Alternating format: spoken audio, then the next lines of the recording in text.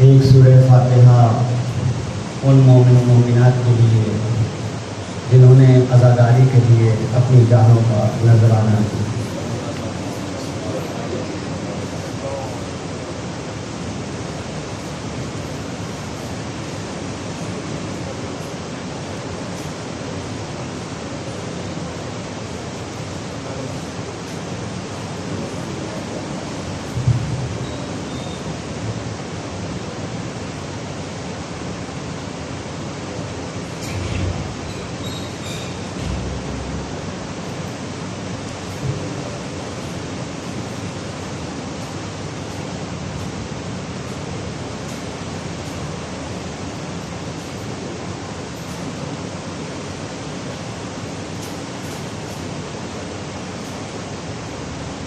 درود پڑھیں محمد و آل محمد۔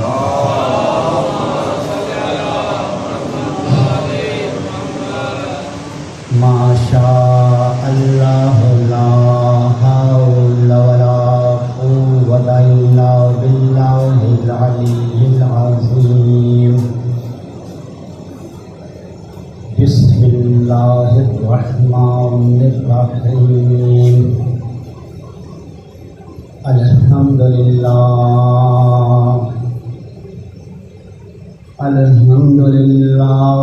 الذی جعل الشمس ضیاء والقمر نورا وقدرہ منازل لتعلموا عدد السنین والحساب۔ ما خلق اللہ ذلک الا بالحق والصلاة والسلام والتحیۃ والاکرام علی العبد المؤید الرسول المصدق النبی المہذب الصفی المقرب جد الحسن والحسین ونور الحرمین والصاحب قاب قوسین او ادنی خیر خلقہ اشرف بریتہ وحبیبہ وعبدہ ونبیہ ورسول سیدی سیدکم مولایا و مولاکم ابی القاسم محمد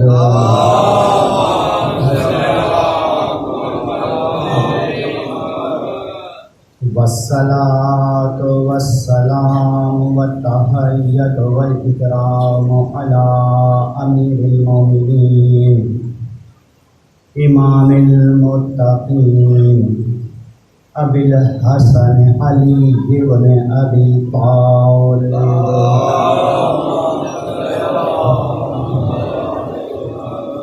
وآلہ الطیبین الطاہرین المعصومین المظلومین وصلی اللہ علی جمیع الانبیاء والمرسلین والشہداء والصدیقین والسلام علینا وعلی جمیع عباد اللہ الصالحین ان الذین کفروا وماتوا وهم کفار اولئک علیہم لعنۃ اللہ والملائکۃ والناس اجمعین۔ قال اللہ تبارک و تعالی فی کتابہ الکریم وہو اصدق الصادقین۔ وحشر لسلیمان جنودہ من الجن والانس والطیر فهم یوزعون۔ درود پڑھیں محمد و آل محمد۔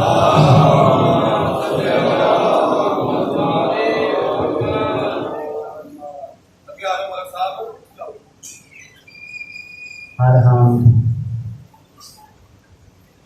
اس ذات بے نیاز کے لیے جو کائنات کا خالق بھی ہے، نگہبان بھی ہے، اور درود و سلام ان ذوات مقدسہ کے لیے کہ جنہیں رحمت بنا کر بھیجا گیا۔ میں انتہائی شکر گزار ہوں آپ سب مومن و مومنات کا کہ جنہوں نے مجھے یاد رکھا، میری حوصلہ افزائی کی، بالخصوص خانوادہ چمن شاہ صاحب کہ جن کے توسط سے آج میں پھر اس منبر پر آپ کے سامنے ہوں۔ آپ کی محبتیں، آپ کا خلوص، آپ کی وفائیں، یقیناً شیعہ قوم جتنی باوفا ہے شاید دنیا کی کوئی ایسی قوم نہ ہو۔ میں تو کہا کرتا ہوں کہ شیعہ قوم اتنی باوفا ہے، اتنی باوفا ہے کہ تم انسانوں سے وفا کی بات کرتے ہو۔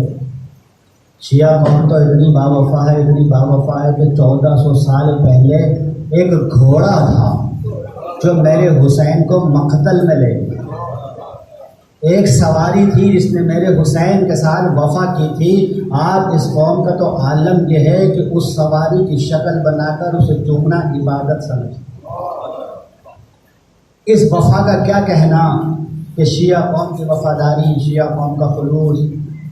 میں آپ سب کا شکر گزار ہوں۔ امید ہے کہ آئندہ بھی آپ مجھے دعاؤں میں یاد رکھیں گے۔ درود پڑھیں محمد و آل محمد پر۔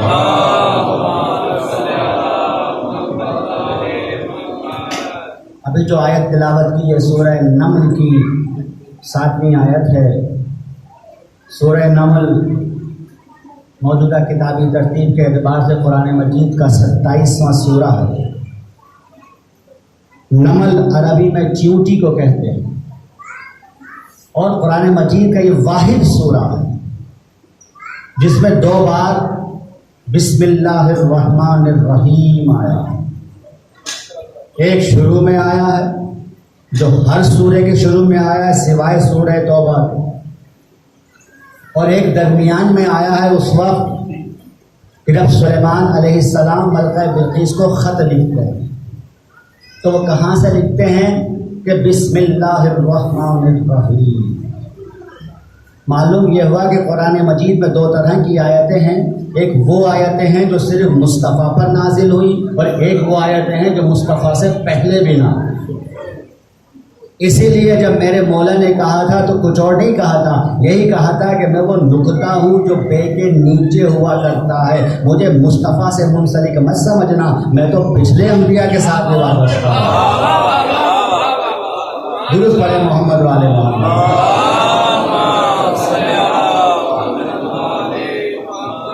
سمجھ میں آ رہی ہے؟ وہ مشہور روایت ہے نا عبداللہ ابن عباس کی۔ عبداللہ ابن عباس کتنا بڑا صحابی ہے، کتنا بڑا صحابی ہے کہ دنیا اسے ترجمان القرآن کہتی ہے۔ ہمارے ہاں جو لوگ یونیورسٹیز میں پڑھتے ہیں، کالجز میں پڑھتے ہیں، وہ جانتے ہیں کہ CR ہوتا ہے۔ اسی طرح سے اسلام کا جو QR ہے اسے کہتے ہیں عبداللہ ابن عباس، ہے نا؟ مشہور روایت ہے، کوئی نئی روایت نہیں پڑھ رہا، مشہور روایت ہے کہ ایک مرتبہ نماز عشاء کے بعد مولا جو ہیں وہ بسم اللہ کی بے کی تفسیر بتانے بیٹھ گئے۔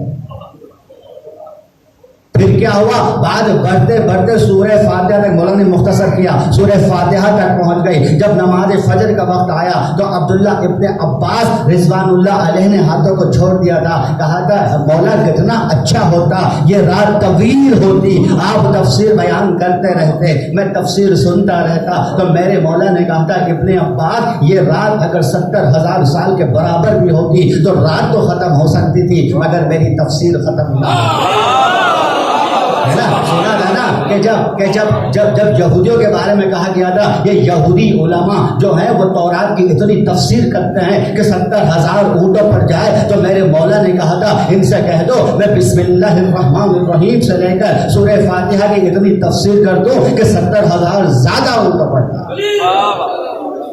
بات سمجھ میں آئی ہے؟ اس لیے عبداللہ ابن عباس نے ہاتھوں کو جوڑ کر کہا مولا اتنی بڑی تفسیر پڑھے گا کون؟ مشہور روایت ہے، آپ سب نے سن رکھی ہے۔ ہاتھوں کو جوڑ کر کہا مولا اتنی بڑی تفسیر پڑھے گا کون؟ تو میرے مولا نے کہا اچھا اگر سمیٹنے پر آ جاؤں تو سن لو، جو کچھ پورے قرآن میں ہے وہ سورہ فاتحہ میں ہے، جو کچھ سورہ فاتحہ میں ہے وہ بسم اللہ الرحمن الرحیم میں ہے، جو کچھ بسم اللہ الرحمن الرحیم میں ہے وہ بسم اللہ میں ہے، جو بسم اللہ میں ہے وہ اس بے میں ہے جو شروع میں لکھا جاتا ہے، اور جو جو کچھ اس بے میں ہے وہ اس نقطے میں ہے جو بے کے نیچے ہوتا ہے. وہ انا نقطۃ تحت الباء، میں وہ نقطہ ہوں جو بے کے نیچے ہوا کرتا ہے. میرے نوجوان دوستو، میں کہا کرتا ہوں نا، تم سب پڑھے لکھے ہو، عرف تہذی مجھ سے بہتر جانتے ہوں گے، اردو مجھ سے بہتر جانتے ہوں گے. اگر شین کے نقطے ہٹا دو تو سین بن جاتا ہے، زے کا نقطہ ہٹا دو تو رے بن جاتا ہے، زال کا نقطہ ہٹا دو دال بن جاتا ہے. لیکن اگر بے کا نقطہ ہٹا دیا جائے تو سمجھ میں نہیں آتا.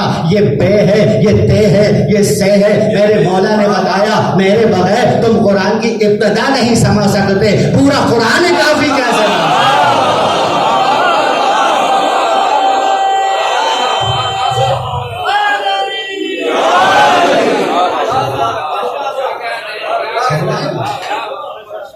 ہے نا.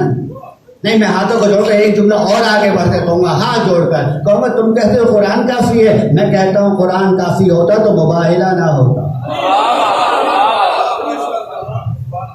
آیات قرآنی آ رہی تھی، عیسیٰ خدا کے بیٹے نہیں ہیں، عیسیٰ خدا کے بیٹے نہیں ہیں. جا کے دیکھو سورہ آل عمران، پورا قرآن بھرا پڑا اس بات پر. اور دیکھو عیسیٰ خدا کے بیٹے نہیں ہیں، عیسیٰ خدا کے بیٹے نہیں ہیں. یہ عیسائی اعتراض کر رہے تھے، نہیں نہیں نہیں، عیسیٰ خدا کے بیٹے ہیں، عیسیٰ خدا کے بیٹے ہیں. اچھا، اب ایک ہی راستہ ہے. فَقُلْ تَعَالَوْا نَدْعُو أَبْنَاءَنَا وَأَبْنَاءَكُمْ وَنِسَاءَنَا وَنِسَاءَكُمْ وَأَنفُسَنَا وَأَنفُسَكُمْ. کہا اچھا ٹھیک ہے، ان سے کہہ دو یہ اپنے بچوں کو لائیں، ہم اپنے بچوں کو لائیں، یہ اپنی عورتوں کو لائیں، ہم اپنی عورتوں کو لائیں، یہ اپنے نفسوں کو لائیں، ہم اپنے نفسوں کو لائیں. نتیجہ کیا نکلا؟ جب یہ مباہلہ پر پہنچے تو وہ جو لارڈ پادری تھا نا، سب سے بڑا جو پوپ تھا، جو لارڈ پادری تھا، اس نے کہا خبردار ان سے مباہلہ نہ کرنا. میں ایسے چہرے دیکھ رہا ہوں کہ اگر پہاڑ کی جانب اشارہ کرے تو پہاڑ اپنی جگہ چھوڑ دے. تو بات سمجھ میں آئی، جو کام آیات قرآنی نہ کر سکی وہ کام ان کے چہروں نے کیا ہے.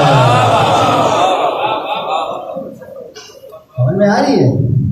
اور ہو سکتا ہے دنیا نہ جانے کس کس کو نفس رسول بنا دیتی، وہ باہلہ نے بتایا کہ اگر نفس رسول کا حقدار ہے تو صرف علی. بات سمجھ میں آ رہی ہے؟ نہیں، میں واپس پلٹ جاؤں پیچھے. اب سورہ نمل کی آیت جو میں نے تلاوت کی تھی واپس پلٹ رہا ہوں. میں نے کہا کہ بسم اللہ الرحمن الرحیم سورہ نمل میں 2 بار آیا ہے، ایک شروع میں، ایک بیچ میں جہاں سلیمان ملکہ بلقیس کو خط لکھ رہے ہیں. اور پورے قرآن مجید کو دیکھ لیجیے، ذمہ داری سے بات کر رہا ہوں. پورے قرآن مجید میں بسم اللہ کی بے سے لے کر والناس کے سین تک پورے قرآن میں لفظ سلیمان صرف 17 مرتبہ ہے. حضرت سلیمان کا نام قرآن مجید میں صرف 17 مرتبہ آیا ہے پر. اور یہ وہ سورہ نمل ہے جو خصوصی طور پر سلیمان سے منسوب ہے. اب میں یہاں سے پڑھ رہا ہوں، وَحُشِرَ لِسُلَيْمَانَ جُنُودُهُ مِنَ الْجِنِّ وَالْإِنسِ فَهُمْ يُوزَعُونَ. تم سلیمان کو کیا سمجھتے ہو؟ عام انسان سمجھتے ہو؟ نہیں، سلیمان کے لیے ہم نے کیا کیا تھا؟ جنات، پرندے اور جتنے انسان تھے ہم نے ان کے تابع کر دیا. پھر کیا ہوا؟ حتی اذا اتوا علی وادی النمل، یہاں تک کہ وہ ایک چیونٹیوں کی وادی میں پہنچے. اسی نسبت سے پورا سورہ نمل کہلاتا.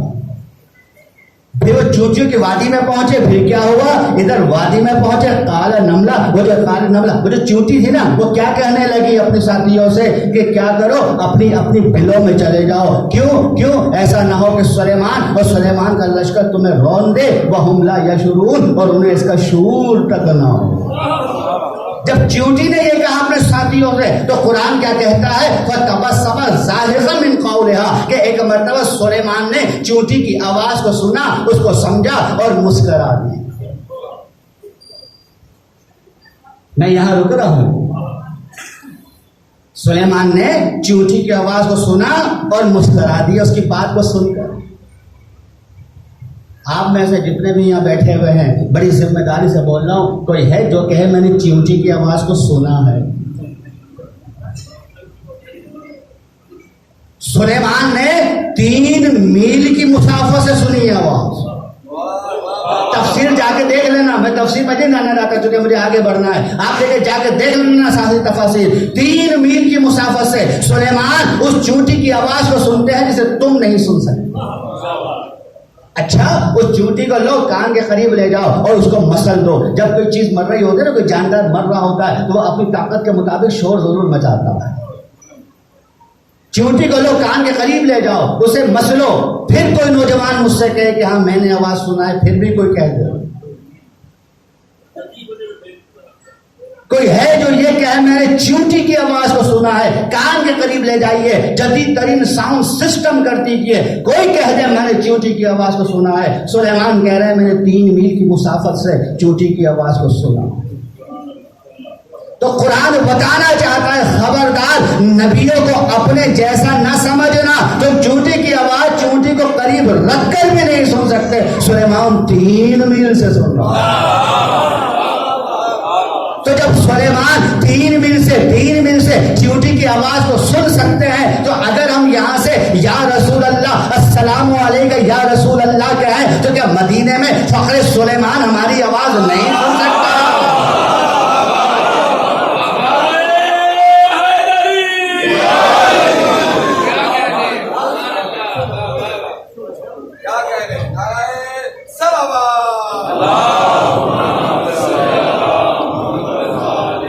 کہتے ہو شیعہ مصطفیٰ شان مصطفیٰ بیان ہی نہیں کرتے. جب دیکھو شان علی, جب دیکھو شان علی. تم لوگوں نے علی کو بڑھا دیا ہے مصطفیٰ سے. تو ایک جملہ کہہ دوں, ارے تم نے شان مصطفیٰ اپنے مولوی سے سنی ہے, شان علی شیعہ مولوی سے سنی ہے, اس لیے تمہیں یہ فرق نظر آتا ہے. اور تم شان مصطفیٰ گراتے ہی اس لیے ہو, اتنا گراؤ اتنا گراؤ اتنا گراؤ کہ بعد میں بٹھانے والوں میں اور اس میں زیادہ فرق نظر نہ آئے, یعنی مخبل میں ٹاٹ کا پیغل نہ لگ سکے. ہم یہ زحمتیں نہیں کرتے, ارے تم نے شان مصطفیٰ اپنے مولوی سے سنی, آؤ شیعہ مولوی سے سنی, تاکہ تمہیں یہ نہ لگے کہ ہم نے علی کو مصطفیٰ سے بڑھا دیا. ارے علی تو خود کہتے ہیں میں مصطفیٰ کے ساتھ ویسے رہتا تھا جیسے اونٹنی کا بچہ اپنی ماں کے ساتھ رہتا. نہج البلاغہ گواہ ہے. اچھا میں ہاتھوں کو جوڑوں کو مولا بکری کا بچہ کہہ دیتے, یہ اونٹنی کا بچے سے تشبیہ کیوں دی؟ تو شاید میرا بولا پلٹ کر کہے کہ اونٹنی کے اور بکری کے بچے میں فرق یہ ہوتا ہے کہ بکری کا بچہ جب بھوکا ہوتا ہے نا تو ماں کے پاس آتا ہے دودھ پینے کے بعد یہ جا اور وہ جا.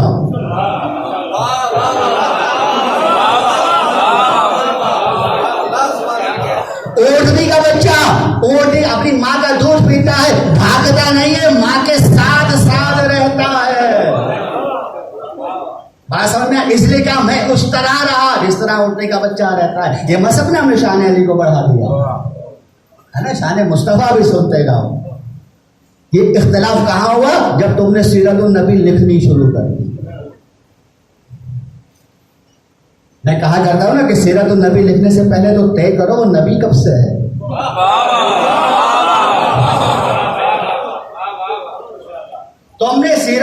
تم نے حالات محمد کو سیرت نبی کا نام دے دیا.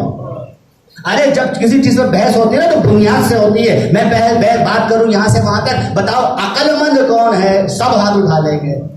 اگر میں سوال پلٹ دوں کہ عقل کہتے کس کو ہیں تو میرے خیال میں شاید ہی کوئی صحیح جواب دے گا. تم نے سیرت النبی تو لکھ ڈالی, لیکن سیرت النبی سے پہلے یہ طے کرو وہ نبی کب سے ہے. اب میں کس سے پوچھوں وہ نبی کب سے ہے؟ ایسا کرتے ہیں سارے اختلافات بلا کر خود مصطفیٰ سے پوچھتے ہیں یا رسول اللہ آپ کب سے نبی ہیں؟ بھائی مصطفیٰ فیصلہ کریں گے نا, یا وہ فیصلہ کرے گا جس نے ان کو نبی بنایا؟ بھائی ہاتھوں کو جوڑ کر مصطفیٰ سے پوچھا یا رسول اللہ بتائیے آپ کب سے نبی ہیں؟ رسول کہیں کیوں؟ میں کہوں گا سیرت النبی لکھنا چاہتے ہیں. پہلے طے کرو نبی کب سے ہے. ہاتھوں کو جوڑا یا رسول اللہ آپ کب سے نبی ہیں؟ آواز آئے گی کن تو نبیوں وہ بین الماء والطین, میں اس وقت بھی نبی تھا جب آدم آب و گل کے درمیان تھے. میں اس وقت بھی نبی تھا جب آدم کو سجدہ نہیں کیا گیا تھا، میں اس وقت بھی نبی تھا جب آدم کو دنیا میں نہیں اتارا گیا تھا، میں اس وقت بھی نبی تھا جب طوفان نوح بھی نہیں آیا تھا، میں اس وقت بھی نبی تھا جب ابراہیم کو امامت بھی نہیں دی گئی تھی، میں اس وقت بھی نبی تھا جب ابراہیم نے اسماعیل کے گلے پر چھری بھی نہیں پھیری تھی، میں اس وقت بھی نبی تھا جب ابراہیم کا اسحاق پیدا بھی نہ ہوئے تھے، میں اس وقت بھی نبی تھا جب اسحاق کے ہاں یعقوب کی ولادت بھی نہ ہوئی تھی، میں اس وقت بھی نبی تھا جب یعقوب کے ہاں یوسف پیدا بھی نہ ہوئے تھے، میں اس وقت بھی نبی تھا جب یوسف کے بھائیوں میں کنویں نے پھینکا بھی نہ تھا، میں اس وقت بھی نبی تھا جب یوسف کو عزیز مصر بنایا بھی نہ گیا تھا، میں اس وقت بھی نبی تھا جب موسیٰ کو رسالت نہیں دی گئی تھی، میں اس وقت بھی نبی تھا جب موسیٰ کو تورات بھی نہیں دی گئی تھی، میں اس وقت بھی نبی تھا جب موسیٰ نے فرعون میں اپنی برتری کو واضح بھی نہیں کیا تھا، میں اس وقت بھی نبی تھا جب موسیٰ کا جانشین ہارون بنا بھی نہیں تھا، میں اس وقت نبی تھا جب عیسیٰ کو زہد دیا بھی نہیں گیا تھا، میں اس وقت بھی نبی تھا جب عیسیٰ کو انجیل بھی نہ ملی تھی۔ پھر ہاتھوں کو جاؤں کو لوگا مولا یا رسول اللہ اور کچھ مدد کر دیجیے، کہ تم نے ایک اور قول نہیں پڑھا، میں کہوں گا یا رسول اللہ فرمائیے کہ اول ما خلق اللہ النوری، اللہ نے سب سے پہلے میرے نور کو بنایا، میں کہوں گا بات پھر وہی رک گئی، میں تھوڑا آگے تو بڑھی ہے، تو اللہ کا رسول ہاتھوں کو جوڑ کے کہے گا تم نے سنا نہیں وہ علی من نور واحد، انا و علی من نور واحد، میں اور علی ایک نور سے پیدا ہوا ہے۔ تو اب یاد رکھنا سیرت النبی دو ہی لکھ سکتے ہیں، یا تو وہ لکھے گا جس نے ان کو نبی بنایا، یا وہ لکھے گا جو ان کے ساتھ رہا، عائش میں بھی فرق میں بھی۔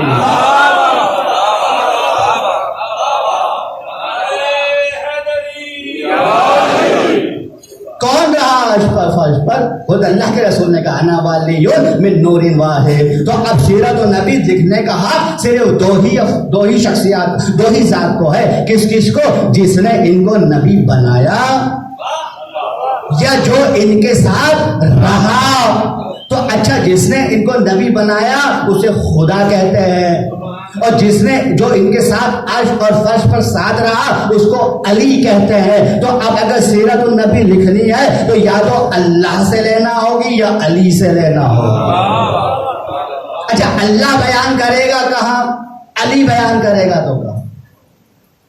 ہے نا، اللہ بیان کرے گا تو قرآن میں کرے گا۔ آپ کوئی کام شروع کرتے ہیں تو شروع ہی میں مدح نہیں کرتے اس کی جب تک کہ وہ اپنے اختتام کو نہ پہنچ جائے۔ ابھی تو مصطفیٰ نے کار رسالت انجام دینا شروع کیا، وَرَفَعْنَا لَكَ ذکر کی آیتیں آنے لگی۔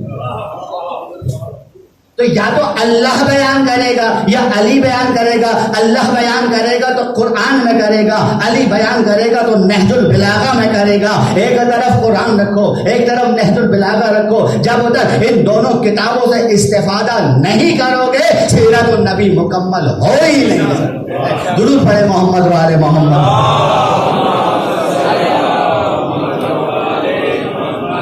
بات سمجھ میں آ رہی ہے؟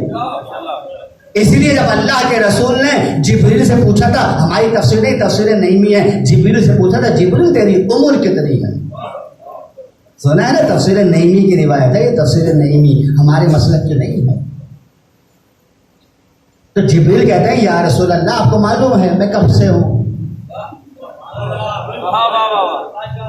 پلٹ کہتا نہیں تم بتاؤ جبریل تمہاری عمر کتنی ہے؟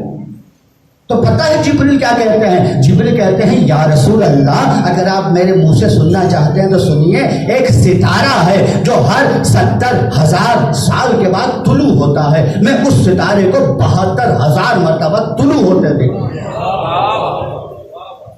اب 70,000 کو 72,000 سے ضرب دے لو، کہاں جائے گا عدد؟ کوئی کیلکولیٹر ہے؟ کیا کہتے ہیں جبریل؟ ایک ستارہ ہر 70,000 کے بعد طلوع ہوتا ہے، 70,000 سال کے بعد میں اسے 72,000 مرتبہ طلوع ہوتے دیکھ چکا ہوں۔ ایک مرتبہ اللہ کا رسول مسکرایا، کہا جبریل تو اسے ستارہ سمجھ رہا تھا، میرا نور تھا۔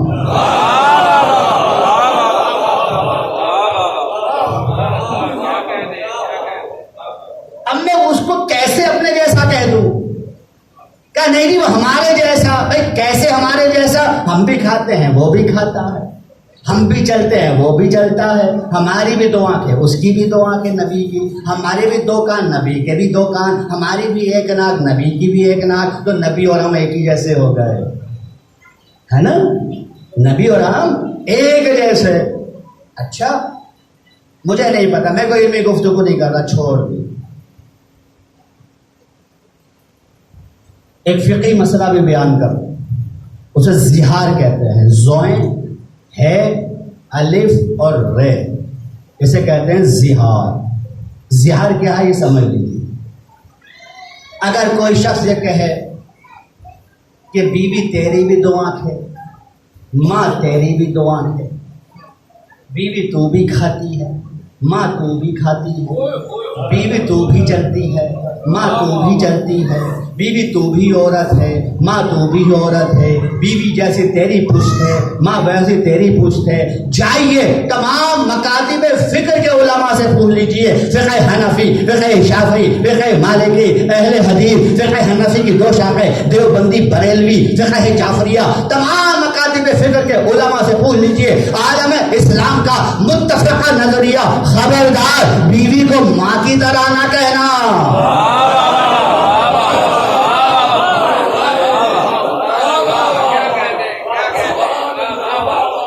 اسے زہار کہتے ہیں. اگر بیوی کو ماں کی طرح کا، جاؤ تمام مکاتب فکر کے علماء سے پوچھ لو، جس مکتب کے ساتھ حنفی، شافعی، مالکی، حنبلی، اہل حدیث، جعفریہ، جتنے علماء اسلام ہے سب سے پوچھ لو، سب کہیں گے اگر بیوی کو ماں کی طرح کہا تو بیوی حرام ہو جاتی ہے.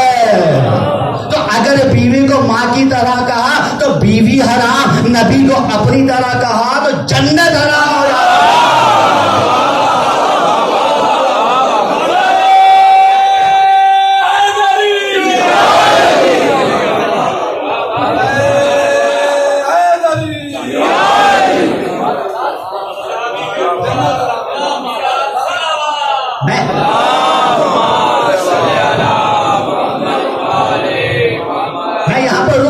ایک بات بتاؤ، شب ہجرت میرا مولا رسول کے بستر پر سویا ہے نا، سویا نا. روزانہ کے دیکھنے والے دھوکہ کھا گئے.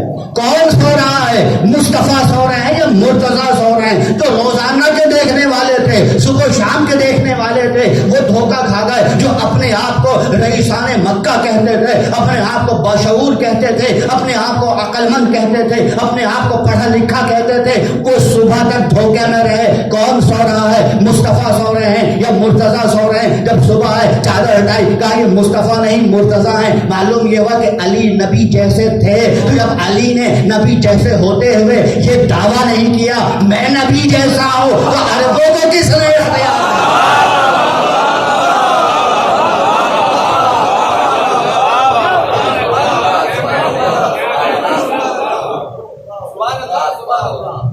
میں پھر پڑا جاؤں پیچھے اپنی منزل کی طرف، سلیمان کی طرف جا رہا ہوں میں. یہ تو بیچ میں ضمن ذکر آیا، آگے بڑھو. پھر کیا ہوا؟ وادی میں پہنچے. اچھا چونٹی کا پھر مسکرا دی.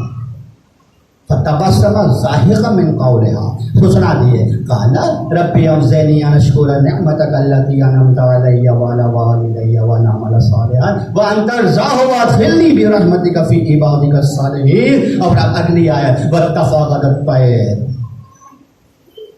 اب پرندوں کی حاضری لی.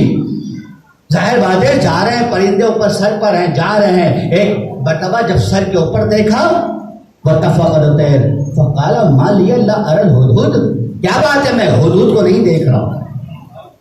ام کان من الغائبین، کیا وہ حاضر نہیں ہے؟ کیا وہ بھاگ گیا ہے؟ میں کیا کروں گا؟ لأعذبنہ عذابا شدیدا، میں اسے شدید ترین سزا دوں گا. کیا سزا دوں گا؟ لأذبحنہ، میں اسے ذبح کر دوں گا. ہاتھوں کو جوڑ کر کہوں گا سلیمان تم اتنے بڑے نبی ہو، تمہارے اوپر جنات بھی ہیں، تمہارے سائے میں اور بڑے بڑے پرندے ہیں، انسان ہیں، جنات ہیں، بڑے بڑے پرندے ہیں، عقاب ہے، شاہین ہیں، بڑے بڑے پرندے ہیں. ایک ہدہد اتنا سا تو پرندہ ہے، جانے دو اسے بھائی، بھاگنے دو اسے. کہا نہیں نہیں، آج میں نے پرندے کو جانے دیا، کل یہ تاریخ انسانوں کو جانے کا جواز پیدا کرے گی. لہذا جو نبی کو چھوڑ کر بھاگ جائے خبردار یاد رکھنا جو نبی کو چھوڑ کر بھاگ جائے اسے واجب القتل سمجھنا. تو جو پرندہ حدود اتنا سا ہے سلیمان کو چھوڑ کر بھاگا تو جو فقیر سلیمان کو چھوڑ کر بھاگا ہو وہ کتنا بڑا مجرم ہوگا. خبردار اسے واجب الاطاعت نہ سمجھنا، واجب القتل ہے.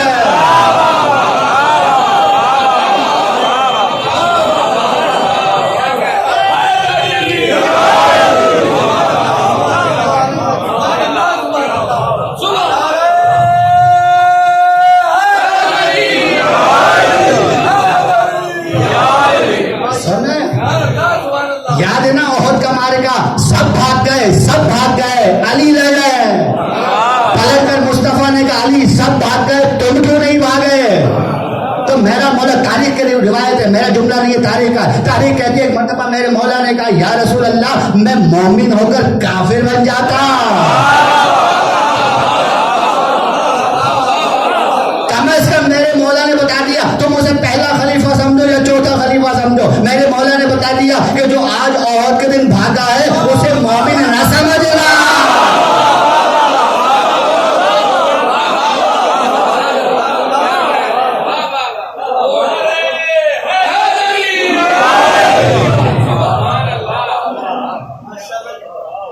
بھاگ گئے. میں کہوں گا مولا آپ نے کچھ زیادہ جذباتی جواب نہیں دیا. کہہ دیتے فاسق ہو گئے ہیں، گناہ گار ہو گئے، آپ نے تو کافر کہہ دیا. وہ جہاد سے بھاگے تھے نا. جہاد اصول دین میں یا فروع دین میں؟ فروع دین میں ہے نا، اصول دین میں تو نہیں ہے. تو جو اصول دین پر عمل نہ کرے وہ کافر ہوتا ہے، جو فروع دین پر عمل نہ کرے وہ کافر نہیں ہوتا. بھائی فروع دین میں سب سے افضل عبادت نماز ہے. ایک شخص نماز نہیں پڑھتا کافر نہیں ہے. میں کہوں گا مولا وہ جہاد سے بھاگے ہیں اگر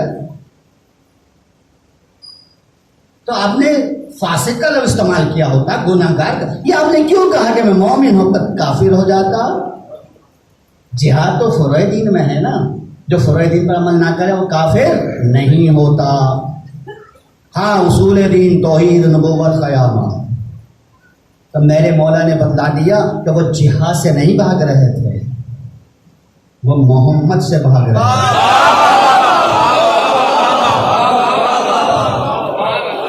محمد ہے نبی، تو وہ یاد رکھنا جہاد سے نہیں نبوت سے بھاگے تھے.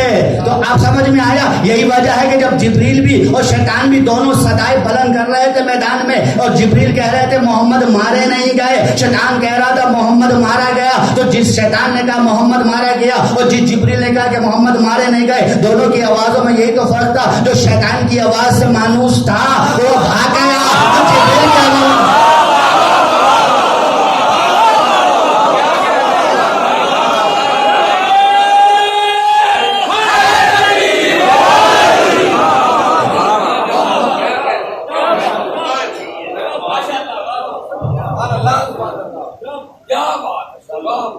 اچھا میں ایک جملہ کہتا ہوں کہ جو حالت امن میں رو دے وہ حالت جنگ میں کیا خاک ٹکے گا.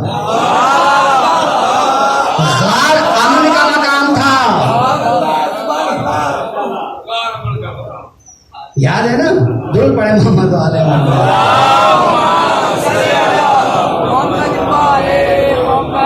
مجھے یاد ہے میں نے پچھلے سال بھی اسی ممبر سے ایک بات بیان کی تھی، آج پھر اس کو دہرا رہا ہوں چونکہ موضوع میں آ گیا ہے. پچھلے سال میں نے بیان کی تھی اسی ممبر سے عشرے میں، آج میں پھر اس کو کہا بھائی احد ہے نا. اچھا احد کا اگلا مارکا خندق، یاد آیا میں نے کہا تھا خندق پر؟ شاید بھول گئے لیکن مبشر بھائی کو یاد ہے، مجھے یاد ہے وہ جملہ. ان کی مسکراہٹ بتا رہی ہے. میں نے غزوہ خندق کے کہا تھا کہ خندق کھودی کیوں گئی تھی، یاد ہے نا؟ تو تاریخ نے لکھا تھا اس لیے کھودی گئی تھی کہ دشمن سے حفاظت میں رہا ہے نا. اور عمر ابن عبد ود خندق پھیلان کر اندر خیمے تک پہنچا، نیزے کی انی سے، نیزے کی نوک سے خیمے کو ہلاتا ہے اور خاتم النبیین کو آواز دیتا ہے، توہین کرتا ہے، کہتا ہے تم میں سے کوئی ہے جو میرا مقابلہ کرے. یاد ہے نا وہ روایت؟ سب کیسے بیٹھے تھے؟ کیسے بیٹھے تھے؟ تاریخ بتاتی ہے ایسے بیٹھے تھے، ایسے بیٹھے تھے جیسے ان کے سروں پر پرندے بیٹھے ہوں کہ ادھر ہلے پرندے اڑے۔ اللہ کے رسول نے کہا تھا کوئی ہے جو جا کر اس کا منہ بند کرے، اسے چپ کرائے؟ ایک نوجوان اٹھتا ہے، بیٹھ جاؤ۔ پھر پوچھا تم میں سے کوئی ہے جو جائے؟ ایک صحابہ اٹھے، اللہ کے رسول نے کہا ہوگا شکر ہے کوئی تو اٹھا۔ اٹھ کے کہتے ہیں یا رسول اللہ، یہ تو ہے نا عمر ابن عبد ود، یہ ایک وقت میں 1000 پہلوانوں کا مقابلہ کر لیتا ہے، اور بیٹھ گئے۔ خود تو جانے سے رہے اور خوف پھیلا رہے ہیں کہ اگر کسی میں ہمت بھی ہو کہ چلا جائے وہ بھی نہ جائے، سمجھ رہے نا؟ پھر کیا ہوا؟ پھر علی اٹھے، بیٹھ جاؤ۔ کل تاریخ یہ نہ کہہ دے بھائی بھائی میں پہلے سے سمجھوتا تھا۔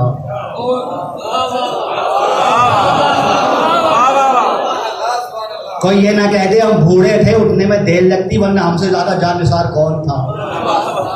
کہہ سکتا ہے نا، تاریخ کو کون روک سکتا ہے لکھنے والوں کی؟ اور جو حضرت ابو ہریرہ رضی اللہ تعالی عنہ جیسا بڑا صحابی راوی ہے نا، سنا ہے نا حضرت ابو ہریرہ کتنے بڑے راوی تھے؟ تو شبلی نعمانی نے ابو ہریرہ کے بارے میں عجیب جملہ لکھا ہے، سنیں گے؟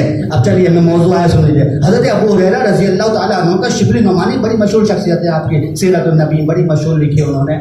وہ لکھتے ہیں کہ حضرت ابو ہریرہ کے ہمارے روایت اس لیے زیادہ ہیں کہ وہ بہت حافظہ ان کا بہت اچھا تھا۔ اب کیا حافظہ کیوں اچھا تھا یہ سن لو۔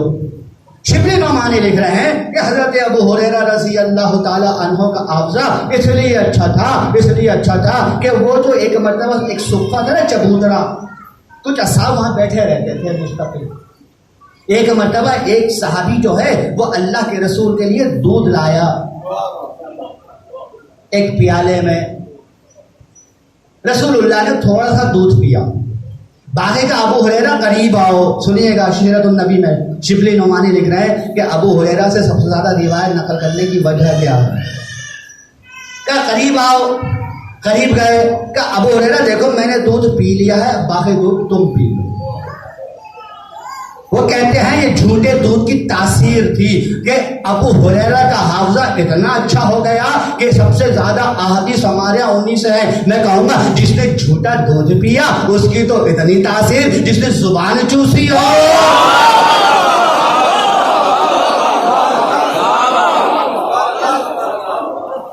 اس کو بھول گئے کہ تعصب تھا نا۔ 12 میں واپس پلٹوں، کیا ہوا؟ پھر بیٹھ گئے۔ اب جب تیسری بار علی اٹھے تو پتہ ہے میرے اللہ کے رسول نے کیا کہا؟ آج کل ایمان کل کفر کے مقابلے ہے نا۔ ٹھیک ہے، مولا علی وہ جتنے لوگ بیٹھے ہوئے تھے نا سب کی نمائندگی کر رہے تھے، سب کی کر رہے، اس لیے کل ایمان سمجھ میں آتا ہے۔ لیکن جو مد مقابل ہے وہ کوئی ابو سفیان نہیں ہے، ابو لہب نہیں ہے، ابو جہل نہیں ہے، اسلام کا اتنا بڑا مشہور دشمن نہیں ہے۔ پھر یا رسول اللہ آپ نے عمر ابن عبد ود کو کل کفر کیوں قرار دیا؟ بھائی علی کل ایمان ہے، جتنے خیمے میں بیٹھے ہوئے ہیں سب کی نمائندگی کر رہے ہیں، سمجھ میں آتا ہے۔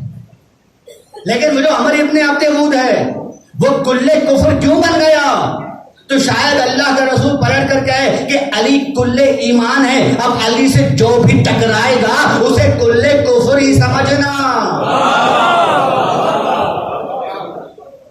پھر کیا ہوا؟ علی گئے، ایک ضربت لگائی، دوسری ضربت لگائی، تیسری ضربت، لڑائی ہو رہی ہے۔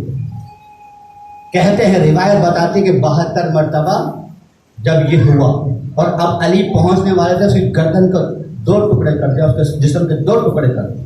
ایک مرتبہ جیسے ہی یہاں مولا آگے بڑھے اور چاہتے ہیں آپ اس کا سر قلم کر دیں، اس نے تھوک دیا، ادھر اس نے توہین کی مولا کی، ادھر میرے مولا نے تلوار روکی، ادھر تلوار روکی، ادھر آواز آئی ضربت علی یوم الخندق افضل من عبادت الثقلین، اپنے نفس کو علی نے ختم کر دیا۔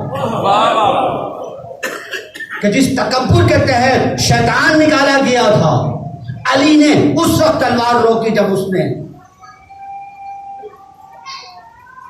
سمجھ میں آ رہا ہے؟ اس کے اب اللہ کے رسول نے کہا یہ انکساری ہے میرے مولا کی. اس لیے تو ابو تراب کہتے تھے انہیں مٹی کی خاصیت کیا ہے؟ وہ بچھ کے ملتی ہے. دنیا کا عظیم ترین انسان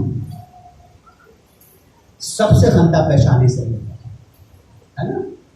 میں تفصیل میں نہیں جا رہا، واپس پلٹ جاؤں. یہ خندہ کے کھودی کیوں گئی تھی؟ ہے نا، یاد ہے نا وہ جملہ، لیکن جن کو نہیں یاد ان کے لیے دوہرا رہا ہوں. یہ خندہ کے اس لیے تھوڑی کھودی تھی کہ دشمن سے حفاظت میں رہا جائے. کیوں؟ کیونکہ دشمن تو خندق پھیلان کے اندر آ چکا ہے. معاذ اللہ رسول کا منصوبہ ناکام ہو گیا اور سلمان جیسا صحابی مشورہ دے ممکن ہی نہیں ہے. معلوم یہ ہوا کہ اللہ کا رسول اور سلمان کچھ اور منصوبہ کیے بیٹھے تھے. کیوں؟ احد کا مارکا دیکھ چکے تھے. لہٰذا یاد رکھنا یہ خندق اس لیے نہیں کھودی تھی کہ دشمن سے حفاظت میں رہا جائے. یہ خندق اس لیے کھودی تھی کوئی یہاں سے نہ بھاگ جائے. سمجھ میں آیا؟ خیبر لے کے چلوں؟ کیا ہوا خیبر میں؟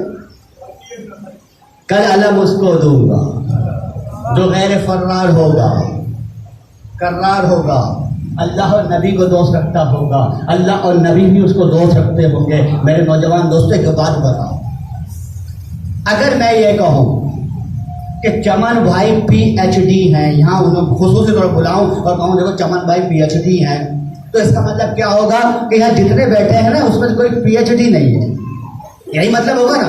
اگر سارے ہی پی ایچ ڈی ہوں اور میں اس میں چمن بھائی نے پی ایچ ڈی ہے تو کیا عجیب بیوقوف آدمی ہے، تو سبھی پی ایچ ڈی ہیں. اللہ کا رسول تاریخ کا متفقہ فیصلہ، اللہ کا رسول اس کو علم دوں گا جو غیر فرار ہوگا.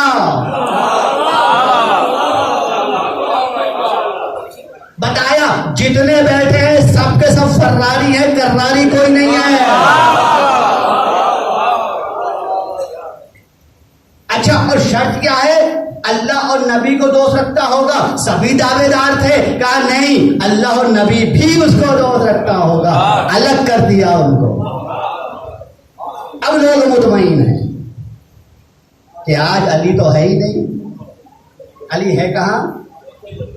خیبر میں نہیں ہے میرا مولا، مدینے میں. علی خیبر میں نہیں ہے، مدینے میں. خیبر میں یہ لوگ جا رہے ہیں ایک کے بعد ایک، اور جب کہا کل اس کو دوں گا امیدیں بڑھ گئیں کہ آج وہ ہے ہی نہیں. ہے نا؟ کتنی امیدیں بڑی ہوں گی. آج تو ملنا ہے صبح، امی میں سے کسی کو ملے گا. ایک کو بھی مل گیا تو دوسرا اس کی بیعت کر ہی لے گا. ہے نا؟ ہم میں سے کسی کو مل ہی جائے. صبح ہوئی کہاں ہے علی؟ اب میں تاریخ کے وہ پسینے جو چھوٹے ہوں گے نا سننے والوں کے، کیسے بیان کروں. جب سنا علی کہاں ہے تو لوگوں نے کہا یا رسول اللہ علی تو مدینے میں ہے، یہاں کوئی نہیں ہے علی. تو پتہ ہے اللہ کے رسول نے کیا کہا؟ سنیے گا. اللہ کے رسول نے کہا ٹھیک ہے، ٹھیک ہے، جو مجھے علی کے آنے کی بشارت دے گا نا میں اسے جنت کی خوشخبری سناؤں گا. پتہ ہی کیا ہوا؟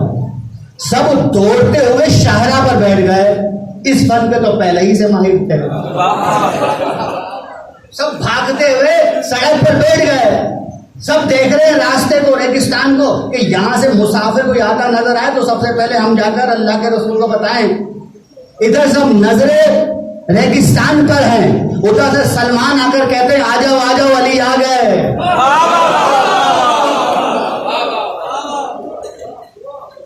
صحابہ پریشان، کہا سلمان کیسی باتیں کر رہے ہو؟ ہماری نگاہیں تو راستے پر تھی، علی نہیں آئے. کہا تم علی کو اپنے جیسا سمجھ رہے تھے، فرش پر دیکھ رہے تھے، میں عرش پر دیکھ رہا ہوں. ہے نا؟ نہیں میں یہاں رک رہا ہوں، میں رک رہا ہوں، پھر چلتا ہوں. یہ مولوی کہے گا ممکن ہی نہیں ہے، مدینہ سے خیبر کیسے آ سکتا ہے علی؟ اتنا لمبا فاصلہ پلک جھپکنے سے پہلے کیسے طے کر سکتا ہے؟ اب میں واپس پڑھ جاؤں سلیمان کا واقعہ، آ جاؤ۔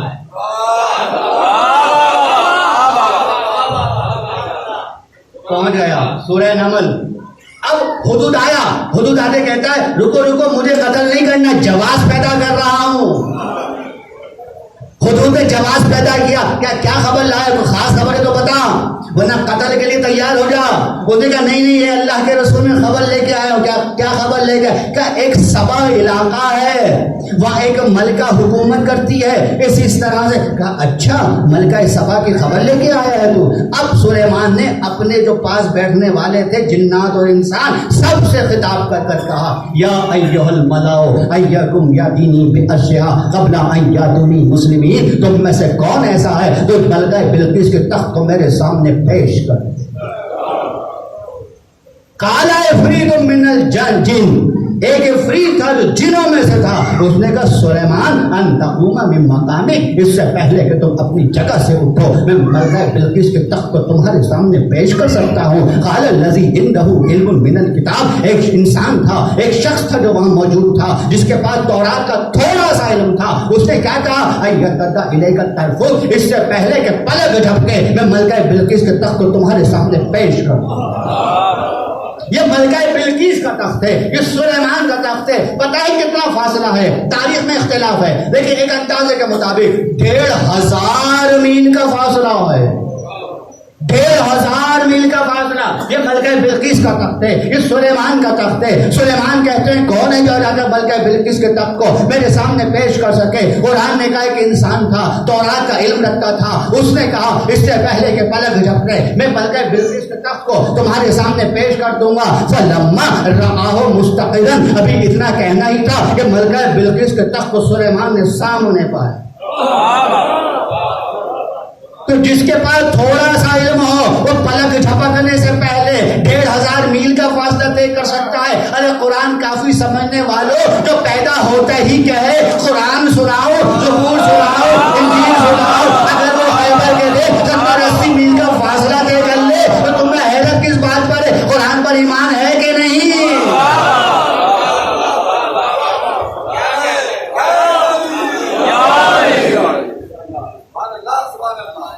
خیبر سمجھ میں آیا؟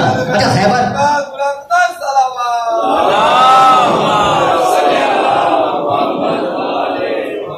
اس دن 3 واقعے ہوئے، ایک تو خیبر فتح ہو گیا اور دوسرا واقعہ یہ ہوا کہ جعفر طیار حبشہ سے آ گئے، جس پر اللہ کے رسول نے کہا تھا میری سمجھ میں نہیں آتا کہ خیبر کی فتح کا جشن بناؤں یا جعفر طیار کے آنے کی خوشی بناؤں، ہے نا؟ لیکن ایک تیسری بات بھی ہوئی جو شاید یہ مولوی نہ بیان کرے، وہ کیا تھی؟ انس ابن مالک کی روایت پڑھا ہوں، میرے مکتب کی نہیں ہے، سوری شافعی 500 سال پرانا عالم ہے، علامہ سوری شافعی نے اپنی کتاب نزہۃ المجالس کی دوسری جلد میں لکھا کہ انس ابن مالک جو دشمن اہل بیت ہے، یاد رکھنا۔ انس ابن مالک کہتا ہے کہ جب خیبر کے موقع پر اللہ کے رسول نے اپنے اصحاب کو جمع کیا، علامہ سوری شافعی اپنی کتاب نزہۃ المجالس جلد نمبر 2 سے پڑھا ہوں ذمہ داری کے ساتھ، میرا عالم نہیں ہے، انس ابن مالک کی روایت ہے، میرا راوی نہیں ہے۔ وہ کہتا ہے خیبر کے مقام پر اصحاب کو جمع کیا اور جمع کر کر کہا کہ سنو اگر تم یہ دیکھنا چاہتے ہو، تم لوگ تاجر ہو نا، تجارت کرتے ہو۔ اب سب پریشان تھے کہ ہمارے پیچھے ہماری بیویاں خیانت تو نہیں کرتی۔ انہوں نے فوج جمع کر کر کہا کہ سنو تم لوگ تاجر ہو نا، اکثر شہر سے باہر رہتے ہو اور تم یہ جاننا چاہتے ہو کہ تمہاری بیویوں نے تمہارے پیچھے خیانت تو نہیں کی۔ تم ایسا کرو، اب میں تمہیں ایک پیمانہ دے رہا ہوں، علامہ شافعی سوری نزہۃ المجالس کی جلد 2 میں لکھ رہے ہیں، انس ابن مالک کی روایت ہے، میری مکتب کی نہیں ہے۔ وہ کہتے ہیں پھر کیا تھا؟ اللہ کے رسول نے کہا اگر تم یہ دیکھنا چاہتے ہو کہ تمہاری بیویوں نے خیانت نہیں کی ہے تو ایسا کرو کہ اپنے بچوں کو علی کے پاس لے کر چلو، اگر علی کو دیکھ کر وہ خوش ہو جائے سمجھ لینا کہ تمہاری بیویوں نے خیانت نہیں کی، اور اگر منہ موڑ لے سمجھ لینا خیانت کی ہے۔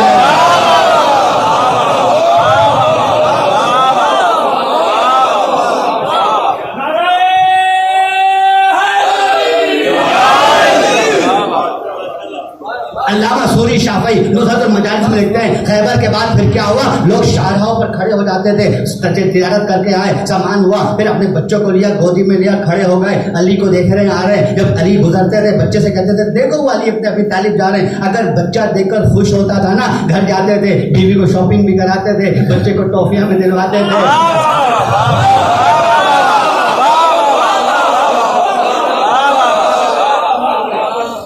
دیکھتے تھے نا کہ بچے نے یوں موڑ لیا ہے تو کیا کرتے تھے، گھر جا کر بیوی سے کہتے تھے تجھے طلاق، اور بچے کو پھینک دیا کرتے تھے. تو نوجوان دوستو یاد رکھنا، میں ایک جملہ کہا کرتا ہوں، تم اگر علی کے ذکر سے خوش ہو رہے ہو نا، اس میں تمہارا کوئی کمال نہیں ہے. گھر جا کر اپنی ماں کی پیشانی پر بوسہ دینا کہ تمہاری ماں نیک اور باپ ایک ہے.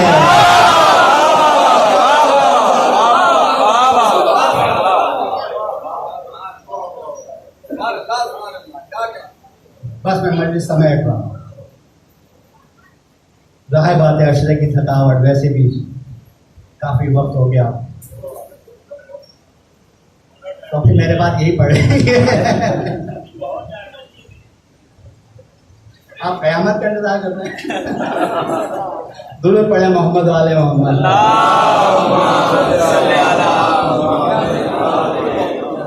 ابھی تو امام زمانہ کا انتظار کیا کریں، پھر کیا کریں گے آپ. دیکھیے خیبر دیکھیے آپ کس طرح فتح کیا،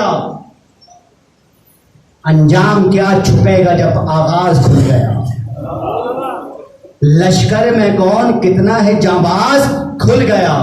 2 دن گئی تھی فوج مسلمان علی سے قبل، خیبر کا در تو کھل نہ سکا، راز کھل گیا.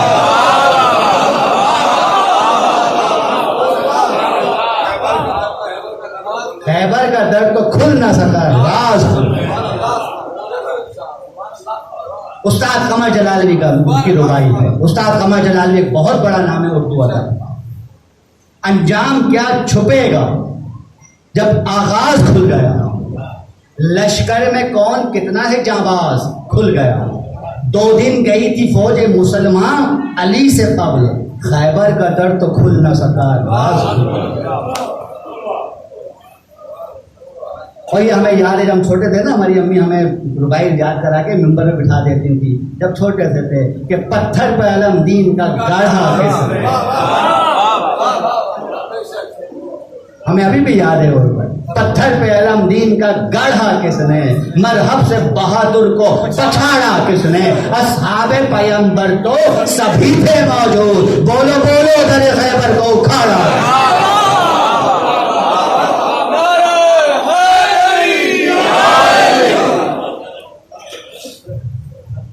ہے نا. بس میں نے مجلس تمام، میں خدا نے مجھے فن دیا کہ میں فضائل جب مسائل کی طرف جوڑ دوں. رسول نے حیدر کو علم دیا، حیدر واپس آئے. نواسہ رسول نے ثانیہ حیدر کو علم دیا، واپس نہیں آیا، بس آ گیا. سمجھتے ہیں نا عباس کی اہمیت.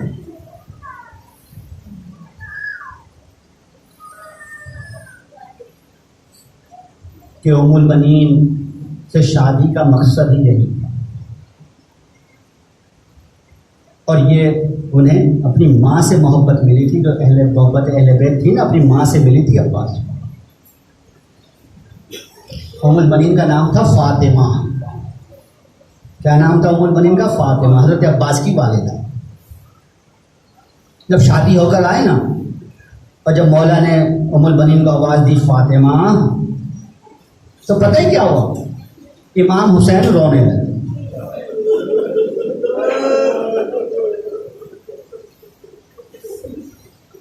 ام البنین سے رہا نہیں گیا، قریب آئی مولا کے، کہا میرے سرتاج، آج تو مجھے فاطمہ کہا ہے، آئندہ مجھے فاطمہ نہ کہنے گا.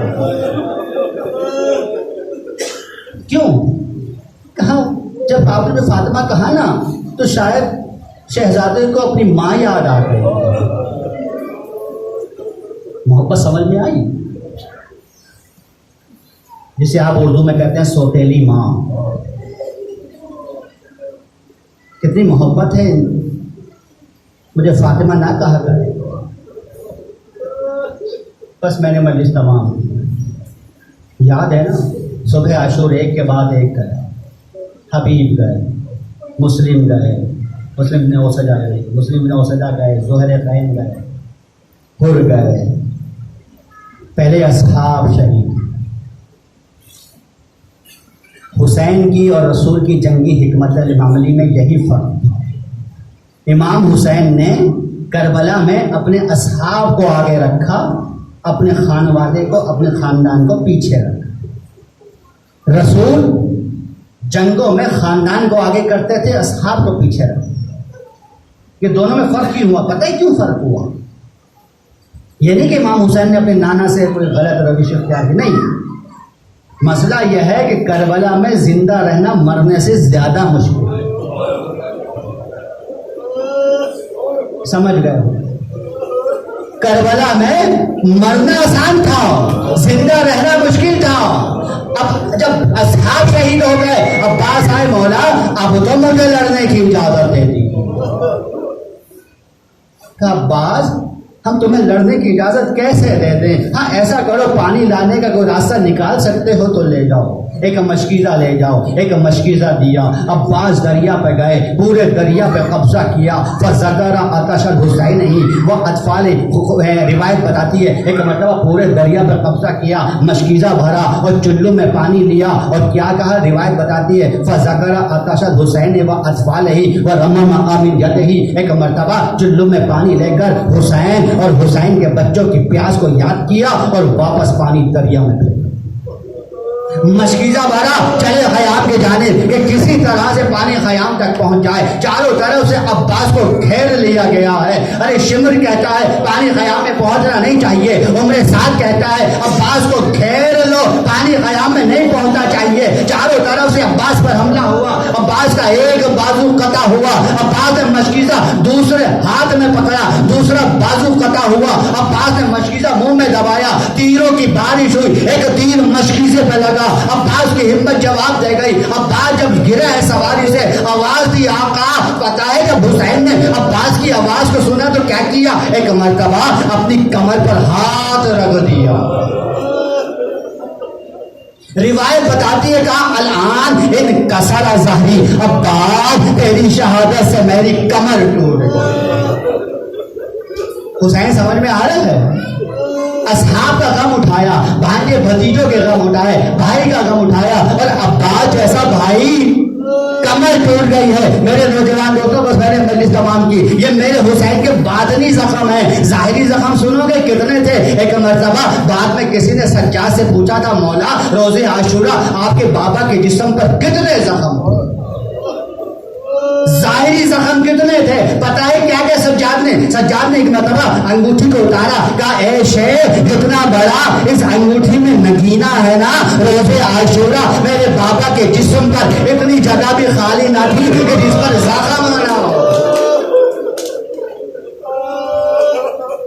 یہ ظاہری زخم ہے، اور اس کے باوجود تاریخ بیان کرتی ہے کہ میرا حسین ایسے لڑا کہ تاریخ مثال نہ پیش کر سکی۔ ایک مرتبہ زخموں کی تاب نہ لگتے ہوئے میرا حسین سواری سے گرا۔ کہاں گرا؟ زمین پہ نہیں گرا۔ ارے زیارت نائیہ میں جملہ ہے سلام ہے اس پر، رشتہ لاشا نہ گھوڑے کی زین پر تھا نہ زمین پر تھا، پھر کہاں تھا؟ ارے تیروں پر معلق تھا، اور 12 دقیقے تک حسین کا لاشا تیروں پر معلق رہا۔ حسین زمین پر آئے، شمر آگے بڑھا، ایک مرتبہ خنجر چلایا، خنجر نہ چل سکا، دوسری مرتبہ چلایا، نہیں چل سکا۔ روایت بتاتی ہے 12ویں مرتبہ جب خنجر چلایا ہے تو انا للہ و انا الیہ راجعون، تاریخ کہتی ہے شمر کا خنجر گم تھا۔ میں کہتا ہوں نہیں کون نہیں تھا۔ ارے جب شمر خنجر چلاتا ہوگا اللہ کا رسول کھڑا ہو جاتا ہوگا، اے شمر میرے حسین نے تیرا کیا بگاڑا ہے؟ اور 12ویں مرتبہ انا للہ و انا الیہ راجعون، زمین کربلا ہلنے لگی، سرخانی چلی، ایک مرتبہ شور ہوا، زینب نے سجاد کا شانہ ہلایا، بیٹا سجاد ذرا دیکھو یہ شور کیسا ہے۔ سجاد سہارے سے کھڑے ہوئے خیمے کا پردہ ہٹایا، السلام علیکہ یا ابا عبداللہ۔ کیا دیکھا؟ بابا کا سر نوکے نیزہ پر بلند ہے، بتائے